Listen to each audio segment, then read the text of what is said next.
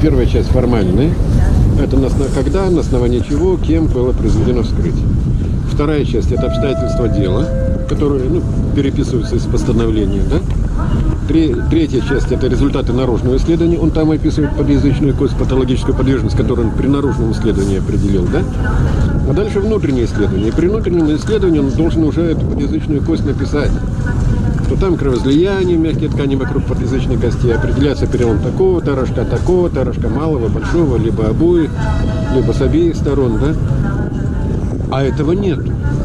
Такое ощущение, что вот этот лист заменили. Тогда же на машинке печатали, сейчас на компьютере то проще.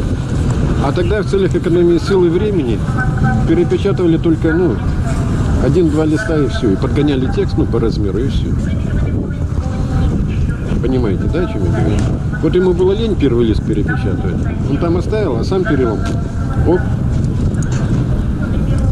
У меня вообще такое ощущение, что это вторая редакция вскрытия. Что изначальный текст был другой. Да, за 600. А как он заработал себе? Залез на дерево, спустился с дерева, стал в костер. То, что он залезал на дерево, вполне возможно, что это попытка убежать От кого-то, спрятаться. Я уверен, что он... Понимаете, там наверняка можно было, если костер... Опять же, чем он разводил костер? У него кальсоны, рубашка, трусы, да? Когда он выскакивал с палатки, вряд ли он брал с собой спички, зажигалку. Да, это негде спрятаться. В Курске возможно. Да. В нательном белье. Который без кармана. Кто развел костер? Стоит вопрос. Понятно. Получается, то есть, возможно, понимаете, этот костер не для того, чтобы согреться, а для того, чтобы... А для того, кто внизу, грелись те, кто внизу стоял под кедром. Это не для них возможно, костер. что эти люди с костром... Потом достали ветку, наконец-то его увидели, начали его... чтобы не лезть на костер, начали ему жечь ногу, давай спускайся. Так логично. Но еще более страннее. Это логично, но очень странно.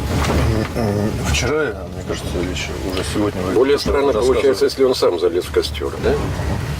Но... Человек должен долго стоять, сдерживая боль, чтобы пока, знаете, одно дело, ты случайно забежал в костер и получил ожоги первой-второй степени. А другое дело стоять, пока не обуглится ткань, да? Сколько это по времени должно быть? Все зависит от интенсивности пламени. Если газовая горелка, то за пару секунд, так, то несколько минут, так точно. Это невозможно, чтобы человек в ясном уме, даже в безумии. До обугливания. Это ли попытка сжечь трупы, чтобы их Нет, не узнали? Трупы сжигают совсем по-другому. Вообще труп очень тяжело сжечь целиком, практически невозможно, я вам сразу скажу. Чтобы сжечь труп, чтобы их не опознал никто. Чтобы 70 кило. Тогда лицо бы. Для того, чтобы не опознали, надо лицо уничтожить, а не ногу. Согласны? А вот если он сидит на дереве, на ветке, ему говорят, давай спускайся, он говорит, я не буду. Ему раз, тогда все сходится. Правильно? И именно такое распределение ожогов будет четко. Стопа, голень. И дальше по направлению кверху интенсивность ожогов уменьшается. У кого-то вы говорили еще... То есть это вертикальное положение ноги. Согласны? Это он не лежал возле костра. Но опять же странно, если это... Пламя идет всегда снизу вверх. Непонятно, вертикальное положение ноги. Вот он у нас, получается, сидит на этой ветке. Но получается, что воздействие пламени, оно все равно идет, как будто нога выпрямлена. Да, то есть нога свисает, получается. Но тогда... А вторая нет, а вторая поджата. Ну тогда почему он не поджимает вторую ногу? Нет, он дергал ногой, безусловно, поэтому...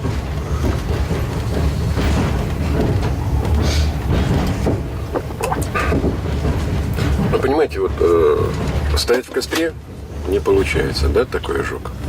Лежать рядом с костром не получается. Подвесили над костром с одной ногой, там подвесить не на чем. Получается единственный вариант на дереве. Давайте от противного. Пойдем. Согласны? И опять же, вот этот откушенный участок кожи, да, с третьего пальца.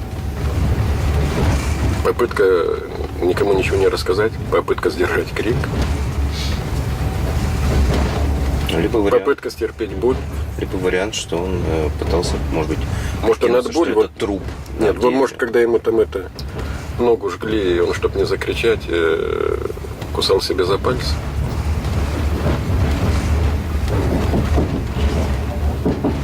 Либо он там на дереве прятался и уже испытывал боль, и чтобы не закричать и не выдать себя. Потому что И я видел, думаю, что что, внизу его знаете, ищут. с учетом того, что он не выплюнул и не проглотил этот кусок кожи, да, то после того, как он откусил, смерть наступила очень быстро, получается. Согласны? Потому что если бы он замерзал, он бы съел этот кусок кожи. Допустим, или, ну, условно говоря, съел, да, проглотил бы, или выплюнул. А тут ни туда, ни сюда. Может, как раз после того, как он откусил вот этот, и был удар в височно-затылочную область, который и привел к исключению его сознания, и все, и дальше он погибает. Он кусает, его бьет по голове, и он погибает. Еще вот вы нашли Вот тогда все складывается, да? нестыковки именно вот в этом акте, которые говорят, что их смерть, скорее всего, была вот насильственным путем. Ну, смотрите, да, если мы берем, что эксперт пишет? Эксперт, ничтоже сумняшися, пишет смерть от переохлаждения.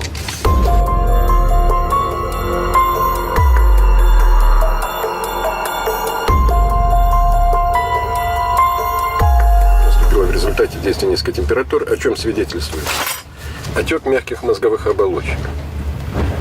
Вот он же сам описывает выраженные деструктивные изменения головного мозга.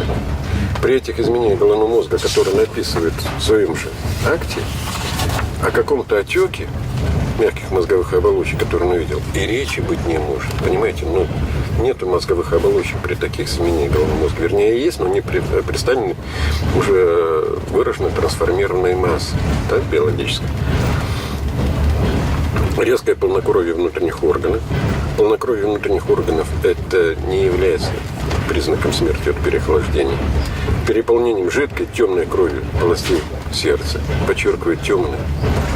Вот темное – это не переохлаждение. Наличие пятен Вишневского. Единственное, что он пишет переполнение мочевого пузыря, но при внутреннем исследовании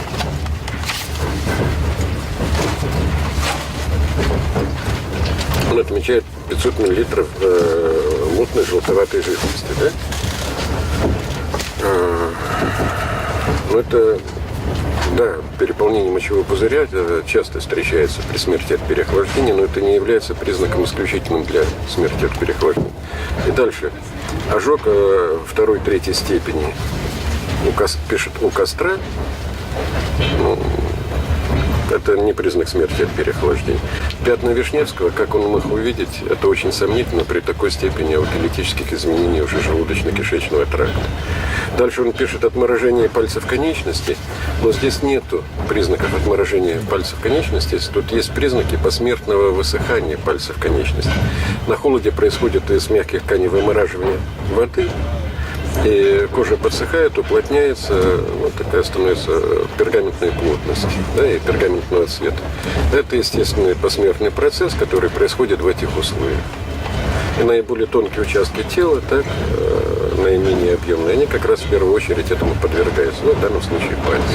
Вот я часто слышал, что цвет лица у членов этой группы Да, а это было тоже какое-то темное. Действительно, это Ну, вот указано в акте. он это отмечает, да. Но потемнение кожного покрова – это естественный процесс, который происходит в этих условиях постоянно, независимо от причины смерти. Это исключительно посмертные изменения, которые обусловливаются, с одной стороны, вымораживанием воды из мягких тканей, да? А с другой стороны, обветриванием и уплотнением кожного покрова. Все. Ни более, ни менее. Есть даже такое выражение «посмертный загар».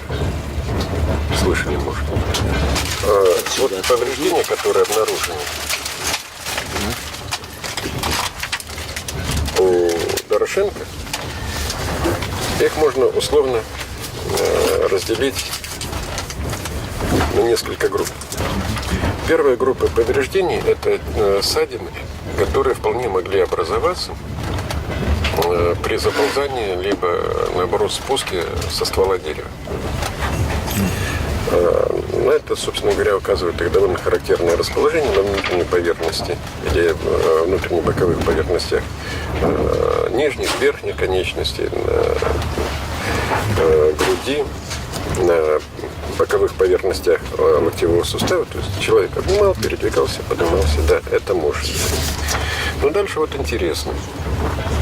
В области спинки носа, кончика носа и верхней губы следы выделения запекшейся крови. Верхняя губа отечна. А в области красной каймы верхней губы кровоизлияние темно-красного цвета размером 1,5 на 2 сантиметра.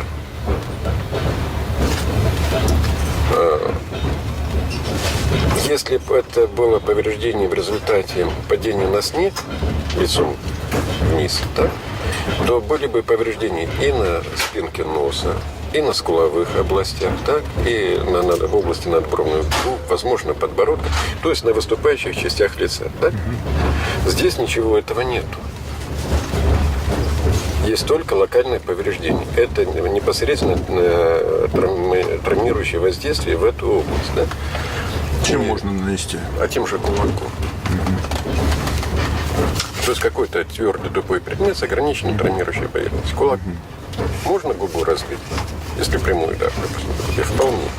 А вот при падении только изолированно одну губу повредить фактически нереально, потому что она быстрее носа, подбородок, да, надбровные дуги, скуловая область, то есть выступающие части тела, да?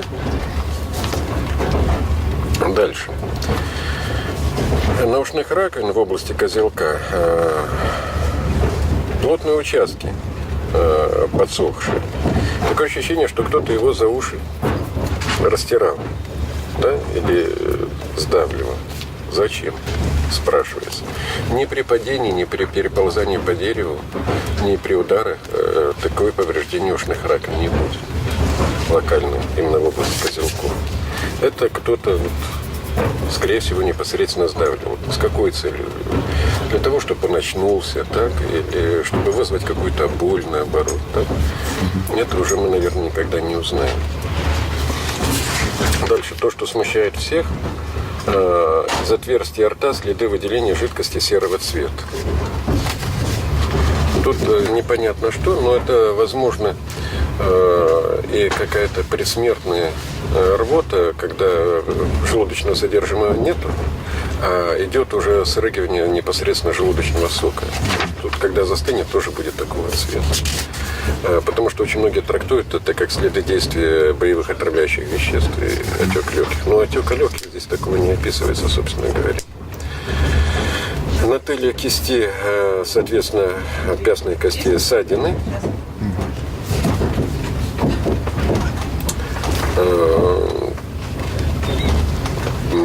Похоже, что руками сжатыми, кистями рук сжатыми в кулаки наносил какие-то удары, поэтому вполне характерна вот локализация повреждений на проекции пястно-фаланговых суставов, да, и основания пальцев.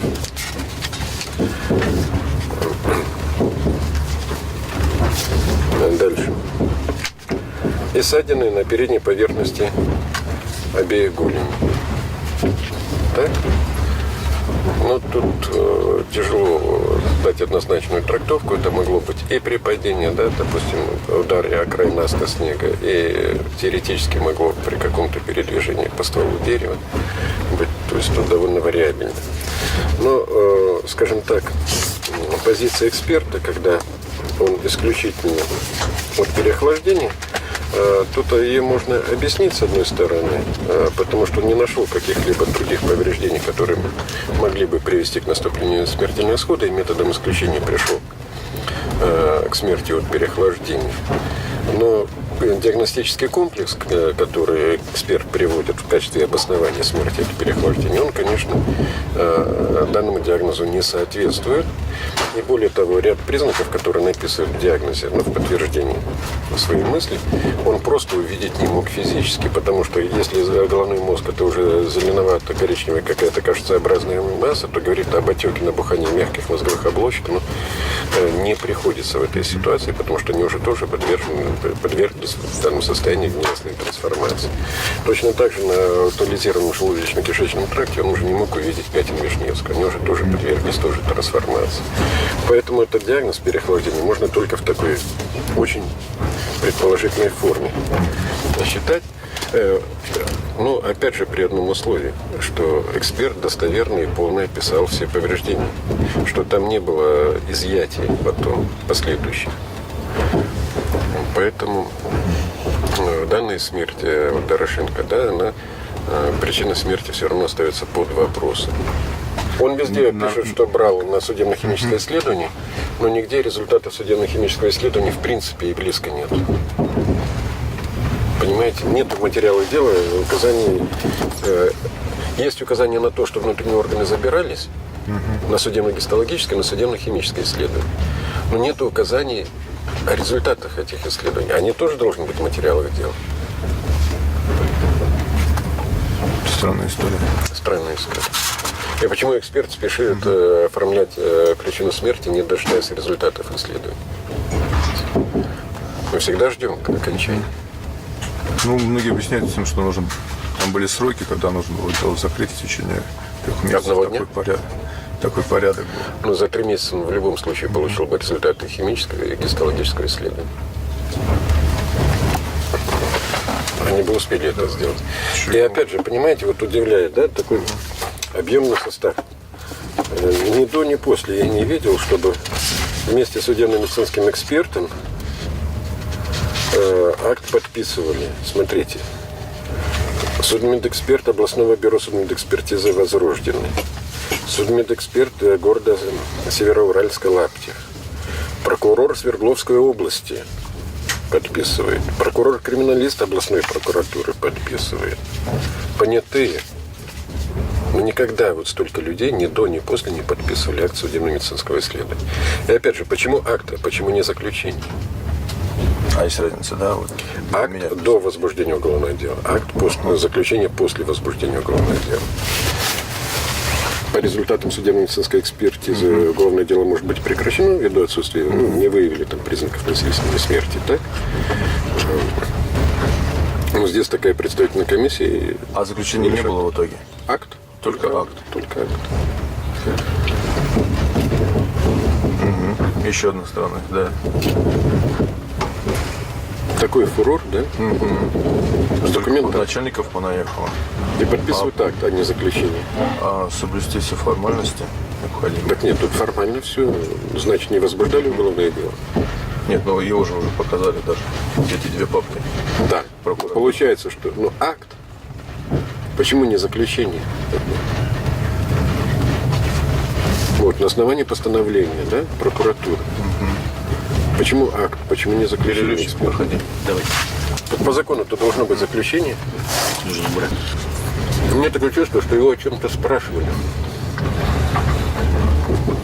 Но для убедительности мы поджаривали ногу. Че? Что он мог? О чем он мог? Потом какой-то дурак психанул, ударил его по голове, и он от этого умер. То есть он сперва кусает, его бьют. Примерно совпало по времени. Потому что он не успел проглотить. Насколько является удивительной фразой то, что смерть наступила в результате воздействия силы непреодолимой. Это мне рассказывали, что они сами придумали. То есть это нестандартная формулировка? То есть никогда раньше? Ни до, ни после эта формулировка не использована. Эта фраза была использована всего 1 раз в истории отечественной судебной медицины. Она действительно очень странная, потому что... Ни о чем. Во-первых, она ни о чем, во-вторых, такое ощущение, что следователь говорит: извините, ребята. Что-то было непреодолимое, мистическое. Конечно же, видели все эти фотографии, да, сделанные? Они ни о чем. Нет? Но они соответствуют описанию в этом акте судмедэксперта. Понимаете, эти Ничего все не фотографии в жанре художественной фотосъемки. Это не криминалистические фотографии. Они не информативны. Криминалистическая съемка проводится по определенным правилам. Обзорные фотографии, панорамные, узловая, детальная. Даже вот Все время фокус в одном плоскости держится, только на подходе. Фотографирование с применением масштаба, прочее. А там, вот, как для Фейсбука. Почему? Ведь туда же летали следователи. Так вот меня что удивляет. И Наталья Варсекова говорила, что это фотографии, сделанные туристами. Туристы. Ну, поисковиками. Да, поисковиками. А где фотографии, сделанные криминалистами? А они туда летали, по идее, да? То есть Вот он подпись ставит. группа. А криминалисты той поры фотографировали его. Я не вижу криминалистических фото ни одной. Вы видали, да, вот когда мы в палатку, да, криминалисты следуют, ну, там фотографии, схемы, все как положено, да? Ты смотришь, тебе То же всё самое понятно. по трупам должно было. То же самое по трупам должны быть. Где это? Лучок остался, и себе тоже сделал. Сейчас. Я не верю, что в одном случае криминалист делал так себе, во втором делал правильно. Я уверен, что старший криминалист областной прокуратуры делал постоянно одинаковое качество. Где его фотографии? Вот эти фотографии, это фотографии Ну поисковиков. хорошо, если они изъяты, то для чего? Они раскрывают. А почему они не приложены? Ну, наверное, там что-то видно. Да что-то может быть видно. Вот как Какие-то раз про повреждения, которых насильственную нет смерть в заключении мы говорим. эксперта. Кажется, это убийство. Если фотографии изымаются, так только по одной причине, что они мешают. Но в данном случае получается, что хотят скрыть гипотетическое убийство, да? Да. Я думаю, мотив Ханта. Ссора с места.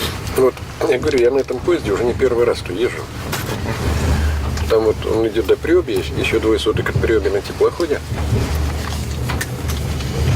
Живет мой приятель армейский. Он профессиональный охотник. Причем он охотник там в 10-м или в 20-м поколении, еще со времен Ермака. Вот их поселок на этом берегу, Аби, а через Обь поселок Ханта. Они ходят, пьянствуют друг с другом, общаются. Ханта учится в поселке, ну, в русских там школах. Говорит, но они никогда не смешиваются, очень редко, вернее, смешиваются там эти хантейско-русские браки. Потому что, говорит, у них свои тараканы в голове, у нас свои. Ну, это ладно. Он говорит, я когда иду в тайгу на промысел, у нас четко договорено, что вот это мой участок, это их участок, ну, что каждый на своем участке. А, господи, у него участок размером с Францию, что там зверя не наловит. Вот. Вопрос в другом. Он говорит, вот, это он мне еще тогда рассказывал, в начале 90-х, когда я только приезжал. Тогда я вообще про перевал Дятлова не слышал. Он говорит, есть такие маленькие участки в тайге, в которые мы, в принципе, никогда не заходим. Я говорю, нафига? Он говорит, это священные места хантов, там даже шишку с места на место передвинуть нельзя. Вот у нас с хантами договор, мы туда не заходим, сами ханты туда раз в год заходят по своим каким-то братьям, и все.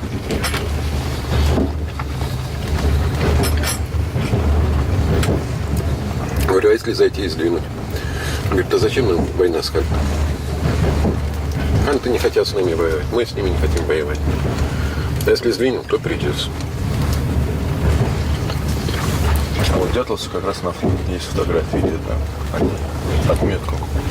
Но они просто на фоне отметки стабилизируются. Моя версия, да, такая. Ребята все комсомольцы, да, атеисты, безбожники. Время такое, как хрущевской церкви сносили, прочее, да.